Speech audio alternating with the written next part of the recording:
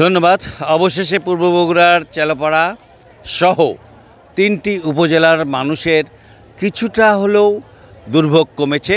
তারা এখন এই ব্রিজের উপর দিয়ে হেঁটে চলে যেতে পারছে। আমরা এক সপ্তাহ আগে এই ব্যাপারে একটা প্রতিবেদন করেছিলাম। তখন সড়ক ও জনপথ বিভাগ বলেছিল যে খুব তাড়াতাড়ি এই সেতুর উপর দিয়ে যেন মানুষ চলাচল করতে পারে সেই ব্যবস্থা তিনি করবেন এবং কথা বলেছিলেন 15 থেকে 16 তারিখের মধ্যে এটা খুলে দেওয়ার ব্যবস্থা করবেন। আমরা জেনেছি গতকাল বিকেল অর্থাৎ 16 তারিখ বিকেল থেকে এটা খুলে দেওয়া হয়েছে। তারপর থেকে মানুষ কিন্তু চলাচল করেছে।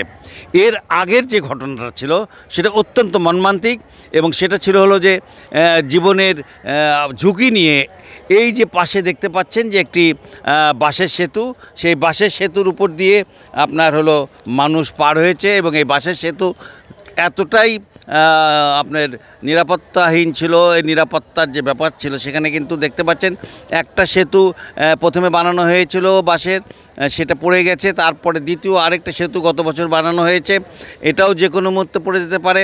ঠিক এই মুহূর্তে আমরা যখন তাকে বললাম যে সড়ক জনপথ বিভাগের নির্বাহী প্রকৌশলীকে যে আপনারা কবে এটা খুলে দিবেন, তো উনি তখন বললেন যত তাড়াতাড়ি সম্ভব এটা খুলে দেবো। এখন এই ব্রিজটি দৃষ্টিনন্দন, এই ব্রিজটি যে কথা উনি বলেছেন সেটা তৈরি করার জন্য মানে শেষ করার জন্য কিন্তু উনি সময় বর্ধিত করার আবেদন করেছেন মন্ত্রণালয়ে। আমরা যতটুকু শুনেছি যে 69 মিটার এই ব্রিজটি নির্মাণ কাজ শেষ হওয়ার কথা ছিল ফেব্রুয়ারি মাসে। ফেব্রুয়ারি মাস পার হয়ে গেছে, এখন চলছে এপ্রিল মাস। আরও কতদিন লাগবে এই মুহূর্তে বলা যাচ্ছে না, তবে আমরা ধারণা করছি যে আরও 6 মাস থেকে 8-9 মাস সময় লাগবে, তারপর এই ব্রিজটি শেষ হবে। তবে একটা বিষয় সবচেয়ে বড় কথা, সেটা হলো যে দুর্ভোগ, মানুষের যে দুর্ভোগ, সেই দুর্ভোগ কিছুটা হলো কমেছে। মানুষ এখন হেঁটে চলাচল করতে পারছেন এবং কেউ কেউ মোটর